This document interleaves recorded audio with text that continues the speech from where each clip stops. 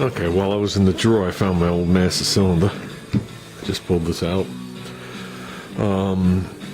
I know these rods are held on a little different, and this one comes with its own rod. See right there? Let's check a couple of things. Right off the bat, the lines are on a different side, and the front's in the front, and the back's in the back. Front's in the rear, back's in the front.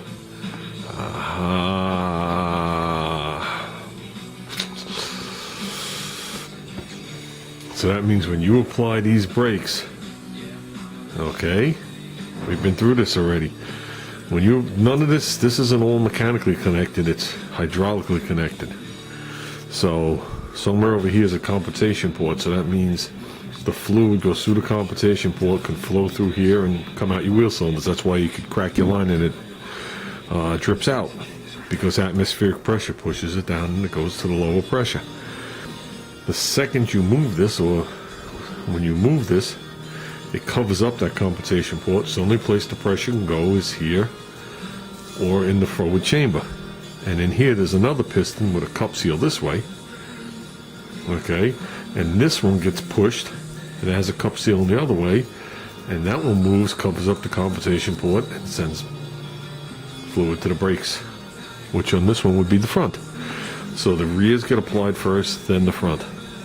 It's the way it's going to be. So if you're constantly going like this, if you're that person that you're in front of on the highway, you can't see the brake lights flashing, but the car never slows down. In this car, you're constantly attempting to put on the rear brakes, that hair, we'll leave it at that word. Okay. And I was going to say something else. I think Tom Noble's video got me a little wound up. Nothing he did, just... This one, when you tap them, the front ones will go on before the back ones. Is there an advantage and disadvantage? Not 100% sure. But the difference between the two masters right off the bat is these are reversed and these are coming out a different side. Okay? Does it matter? Not at all. Not on this application. I just want to pull this off real quick and see if this rod interchanges on mine or if I have to use their rod. Here's my brake light switch. I think Ford used that. And Mopar, I think Ford used it. Someone else did. That's why AMC has it. Okay, so we're looking at these from the back. I got this one taped because this one's still raw cast iron, and I'm probably going to coat it, and I don't want it to rust off just yet.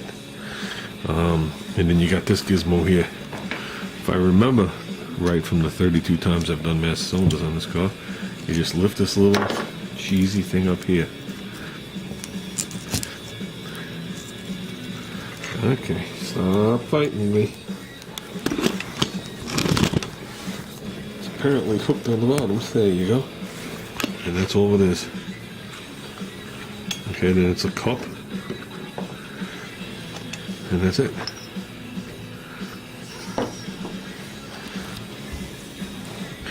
Okay, we got two different type of things here.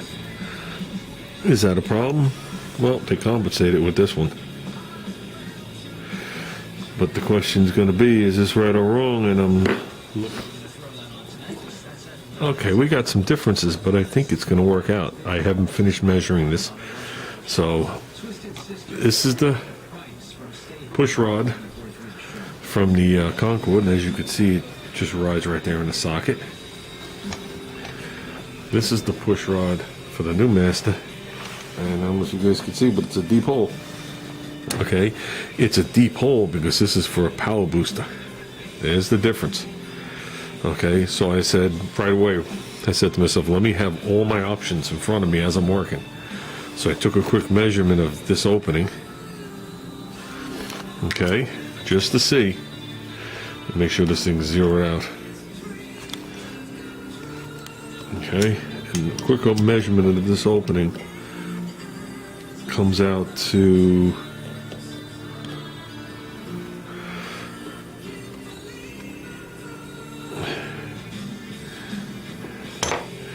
make sure I'm not measuring the snap ring. There you go. About an inch. I do a quick measurement of this opening. and it's 966 thousandths. So this one's the 15/16. This one's the 1" bore. Okay. So I can't interchange any parts. Let's take a quick measurement of this. Now this one's got bigger holes in it. That's no big deal. But I'm going to go to the outer part of the holes only because I'm doing this one-handed. Then we can go to inner if we're not close. 3.813. Let me angle this one the same way so it's easier for me to do it.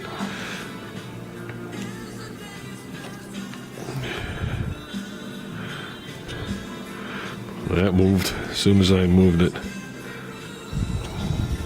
Yeah, that moved. It moved on me. Basically, this was 3.811.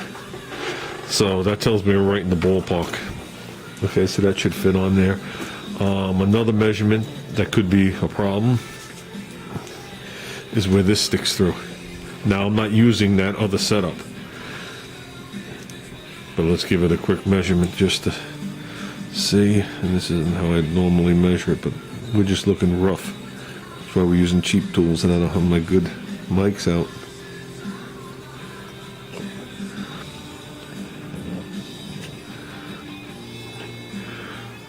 .467.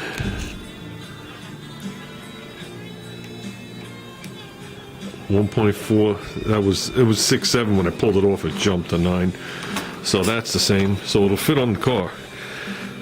Okay, I looked at the size of this, and that was massive compared to what I saw on the other thing. But it's bushed. Now once I take them both apart, I realize they are the same. I'm gonna double check by measuring. I wish I had a place to put you guys down. But this is approximately 655.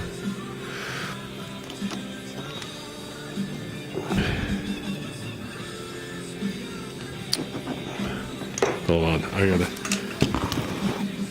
can't do it like this.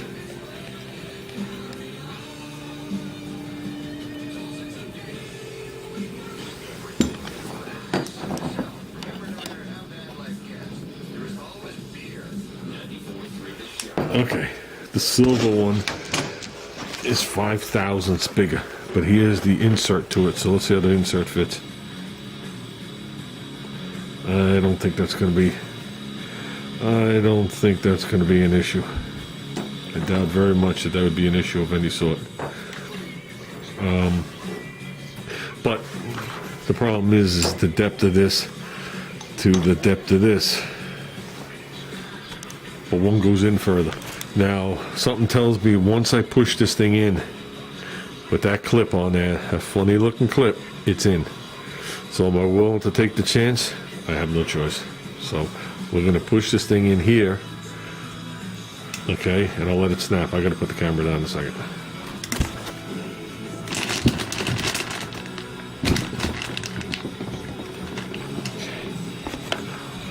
So that's in there and it's locked in.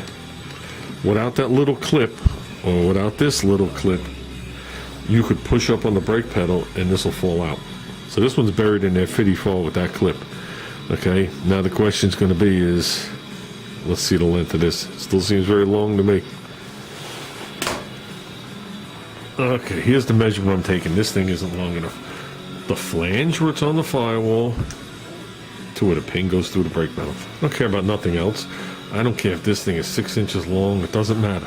Bottom line is this is where it's going to bolt against the car, so it can't come in or out anymore. And this is where my pedal's going to go. Okay? So this one right here, assuming this is in all the way, I'm not going to be able to show you this. But this one right here, in so many words, let's see if we could. I'm going to the front part of this hole. Is you guys tell me 6 1/4, I'm gonna say, to the front edge, of that hole. So you need a reference point. So let's go to this one. At least this one stays in. This one we are at, it's Let's move the rubber boot.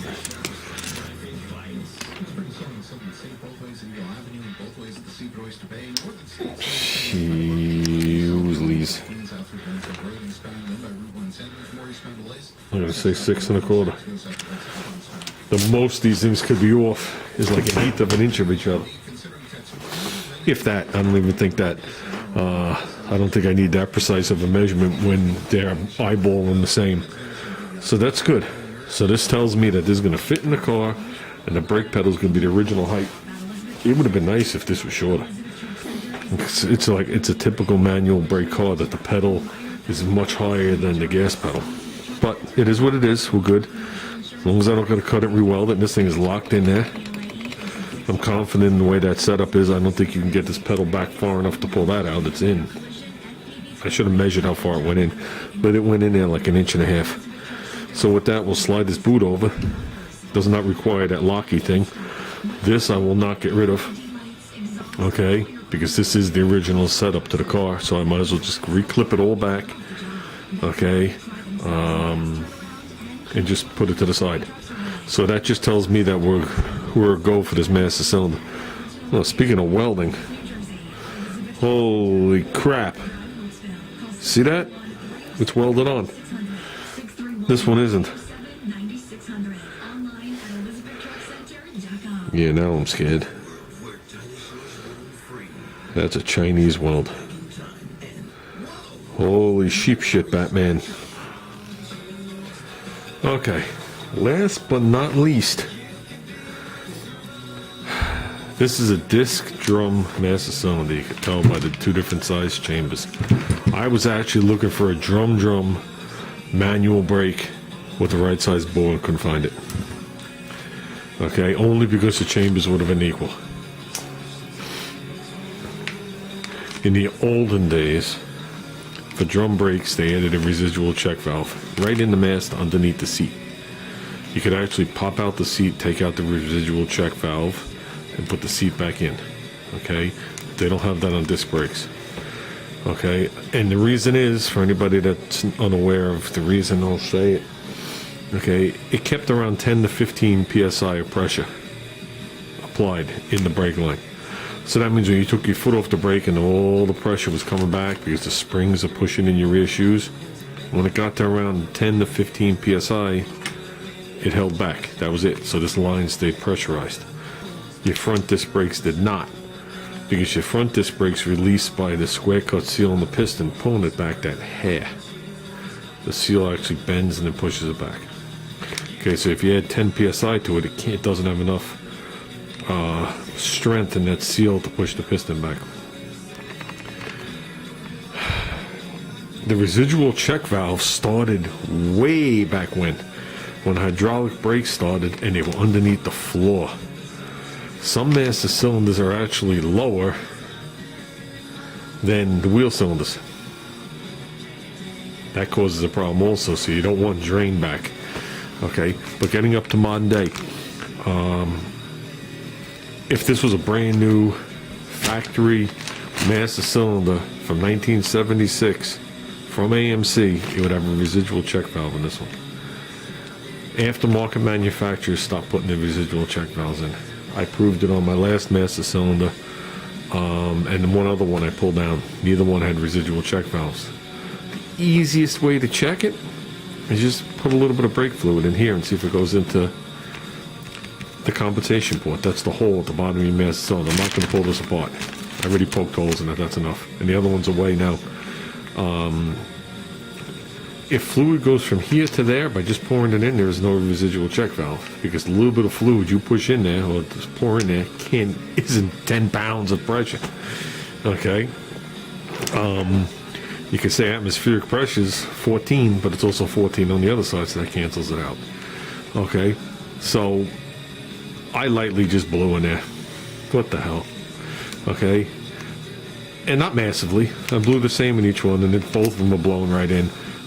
I will double check to make sure there's no residual check valve in there. I'm just not going to do it today. I don't have brake fluid here. I don't have a new brake fluid to open up.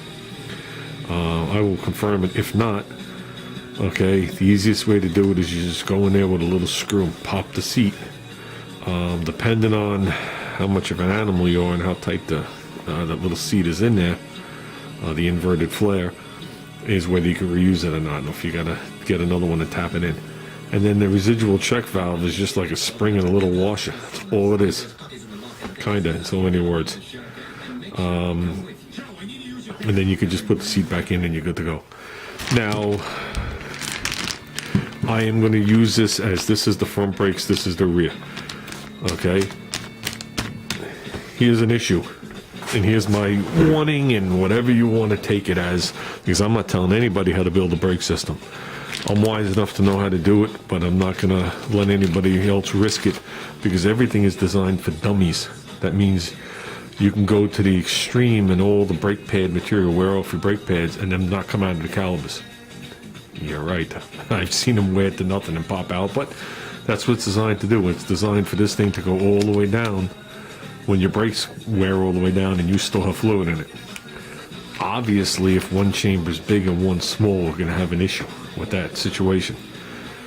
The calipers, the rear pistons, are much, much smaller. So we're going to rely on this chamber, which in theory, I will not be able to get a full pad on or out of with the amount in this chamber. But we'll deal with that. And this will be the way it was from the factory. That's why I wanted one split down the middle. Now, a way to get around that, like I said, I'm not telling anybody to do anything. One of the ways to get around that is in the wall. You can come down like 3/4 of the way and put a little hole in it. Okay? So that means as the brakes start to wear, they'll always be equal, always be equal, always be equal until it gets to the bottom, or near the bottom. Then they'll lean one towards the other. But by that time, you should know. So if this thing in 1,000 miles uses 4 ounces of fluid, and this uses 4 ounces of fluid, this one will probably be almost empty, this one will be down a little bit. But if you put a balancing port, they'll be equal. But that's another thing. That's another situation. So basically what I'm going to do is put the tape on here. I got the brake light switch on. I'm not putting this in the car today. This was not supposed to be, we weren't even supposed to touch the brakes tonight.